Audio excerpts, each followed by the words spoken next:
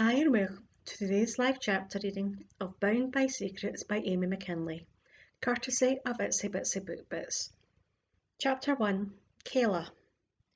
My mind was made up. I was leaving Roy, and there was nothing he could say to stop. My outrage snapped and crackled with each step as I paced in front of the large flat screen, blind to the wall-to-wall windows highlighting the azure ocean off the Ala Moana beach. The two real images on the sports channel mocked me, playing highlights of his fight.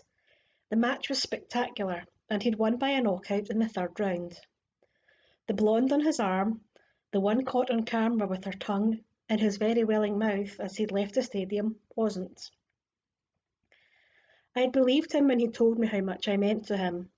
I'd even moved in with him. I thought the 4 months we'd spent dating meant something, specifically monogamy. It hadn't. The sound of the lock tumbling and the whoosh as the door opened told me he was home.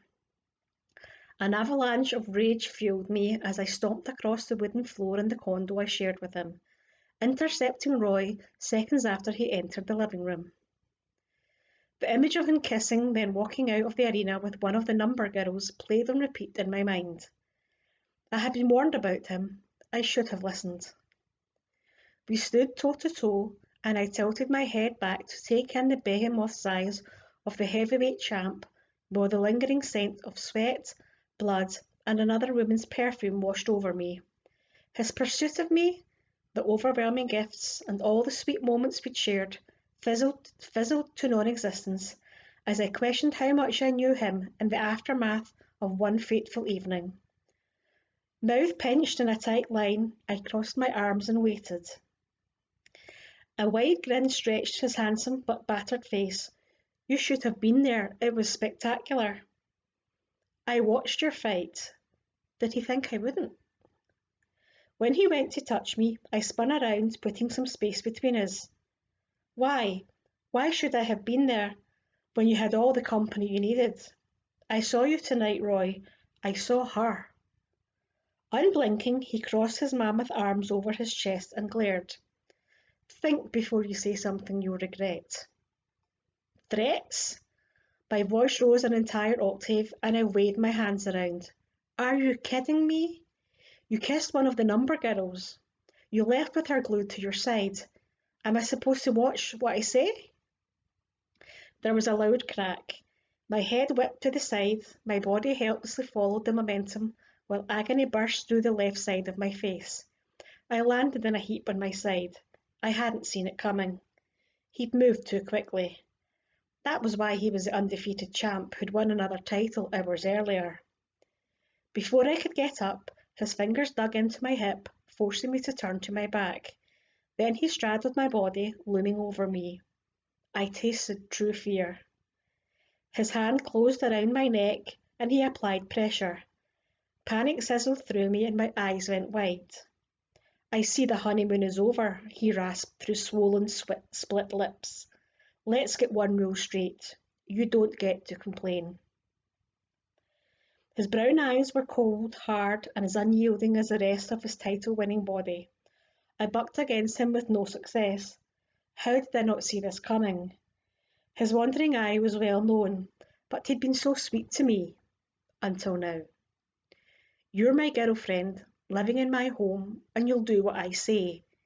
He squeezed, applying more pressure. But access to air was minimal. I thrashed underneath him. He whispered in my ear, there are rules to follow. The most important to remember is that I own you. Through the haze of terror, his words hit home like an unyielding steel of a jail cell door slamming.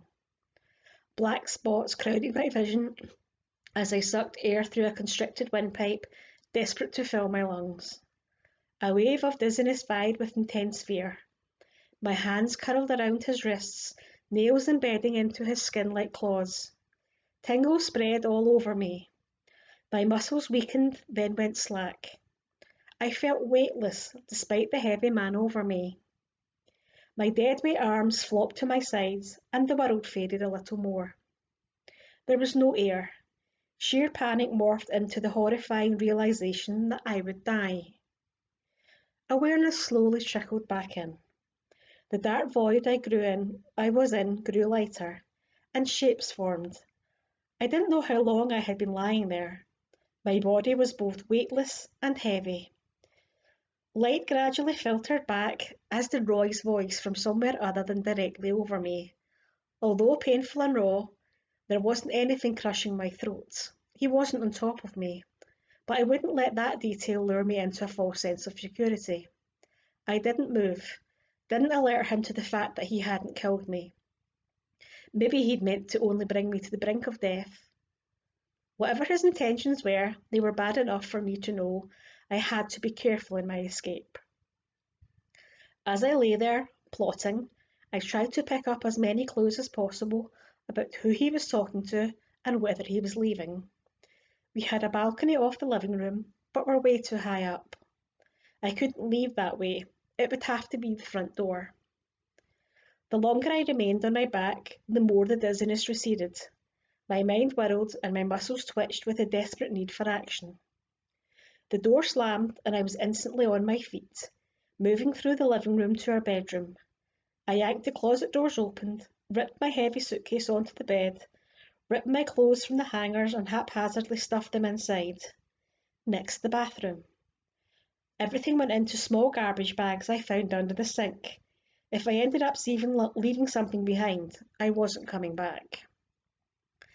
I settled my oversized purse on my shoulder and went from room to room, filling it and my arms with anything that was mine. I was almost out of there. With my suitcase packed and rolling behind me, I paused at the entrance to the office. I swallowed painfully and then went to the desk, pulled the drawers open and rifled through the contents. There.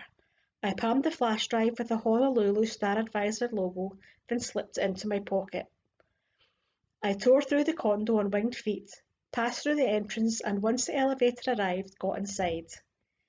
My death grip on the suitcase didn't ease as the floors ticked away with each muted ping. I locked down the muscles in my legs by shaking legs as best as I could when the elevator softly thumped to the garage floor, bypassing the lobby entrance altogether. The last thing I needed was to exit where there were bound to be people, possibly press, and draw attention to myself. With a whoosh, the doors retracted and I stepped over the threshold, my suitcase bumping along behind me. My flip-flops clapped against the marble floor and I ducked my head as two residents made their way to the elevator, their chatter like a spike driving through my skull to the beat of my pounding headache. Tears streamed down my face with each swallow. My throat felt like I'd ingested shards of glass. My hardtop Jeep was 2 cars away. I'd hurried over, hit the unlock button and threw my belongings inside. Roy had a small storage unit in the garage not far from where I parked. He'd given me the combination, as I frequently went in and out with my surfboard. If I didn't think I had the time, I would have left it, but I caught a couple words from the phone call. It sounded like his agent, and I guessed he was meeting him somewhere, maybe another press opportunity. Whatever it was, I didn't care, so long as I was able to get away from him. I jogged over to one of the locked units along one side of the wall, moving to the unit marked as his. With practiced ease, despite my trembling hands, I got the board out, returned the short distance to my car, and secured it on the roof rack. I climbed inside, buckled up, and pressed the start button. The engine turned over, accompanied by the sense of freedom rushing into me. I threw the Jeep into reverse, backed up, and then got the hell out of there. My windows were down and the humid Honolulu air rushed in, whisking away my tears and drowning out the sound of my sobbing. I wanted to put distance between us but couldn't go home. Not yet. I figured I would be safe for at least one night. My car ate up the miles despite the evening traffic. I needed somewhere to sleep. Tomorrow I would move again. After a couple of hours' sleep and with ice on all the places he'd bruised, I'd be able to function again. Because there was no way I would make it easy for him to kill me, leaving my parents to bury another one of their children. Chapter 2. Kayla, 1 week later. I was in dire need of caffeine but stood on the sidewalk in front of the coffee hut, held prisoner in an endless stream of small talk as one of my parents' friends, Mrs. Simon. As people came and went through the entrance, many with to-go cups, my mouth salivated. The rich aroma of the beans wafted my way from inside. Resolved, I toughed it out and chatted, hoping for a break so I could excuse myself and feed my morning addiction. In a slow ascent, the sun's rays chased the early morning chill from the Honolulu air. I sensed the conversation coming to a point where I could extract myself when all the fine hairs on my body stood at attention. I felt, rather than saw, someone watching me. Fear skated along my spine. Although I was somewhat aware that it wasn't Roy, that didn't register with my fight or flight readiness. I sucked in a breath, interrupted our conversation with some excuse, and said goodbye. On the balls of my feet, I pivoted, tense and ready to run, and almost dropped to my knees as desire hit me at the sight of the only man I'd ever loved or wanted. Fortunately, reality slammed into me and I skivelled. I had to have been delusional. I hadn't seen Jackson Hale in years, and judging by my last relationship, I probably shouldn't have trusted myself. What did I know about love when I was a teenager? Hey, Kayla, his deep, commanding voice wrapped around me like a lasso, and I took an involuntary step forward. My mouth watered at the sight of my high school crush, holding a to-go cup of much-needed coffee. I tore my gaze away and audibly swallowed. I can do this. A week had passed since the incident with Roy, enough time for the swelling and majority of the bruises to fade. But going home wasn't an easy decision, and I haven't counted on running into him. Even though I'd run into his brother Xander at the beach, surfing with friends during one of my visits to see my parents, I thought I would somehow be able to avoid Jax. Jackson was many things, my brother's best friend, my kryptonite, and all my firsts, until he failed us both. I fought through my lustful gaze, tilted my chin defiantly, and returned the hello through clenched teeth. No matter how much I loathed him, I could feel his touch from all those years ago. No one had ever been able to surpass how he made me feel, and God help me, I still wanted him. I squared my shoulders and let the anger and pain from that night rise like a shield around me. I heard you were working for my dad. For now, Xander mentioned that he saw you at the beach with some friends. His favourite part of running into you was hearing that you had a new nickname for me. Oh, right. A burst of laughter made it past my lips. I so needed that. Yeah, jackass. It fits, doesn't it? If I hadn't known Jack so well, I would have missed the tightening of his mouth and flash of pain in his deep brown eyes. But that couldn't have been real. He held no remorse for abandoning Kieran and me when we needed him most. Where have you been? I would have thought you'd been here for your dad's surgery. I was. I barely held back the growl, but it cost me, and my voice shook with it. I came for the first few days and then had to get back for work. I cringed at the lie, but he didn't need to know I'd gone back because of Roy. I'm here now. His eyes skimmed me from head to toe and back again. I took a step forward, done with our meaningless talk and in dire need of caffeine. When I neared the door, and him, because he was leaning against the brick between the large of a front window and the entrance, his hand shot out and lightly grasped my arm. I jerked at the touch, which made traitorous heat pull low in my abdomen and snapped. What are you doing? Don't go yet, Kayla. It's been a long time and it'd be nice to catch up. Can I get you a cup of coffee?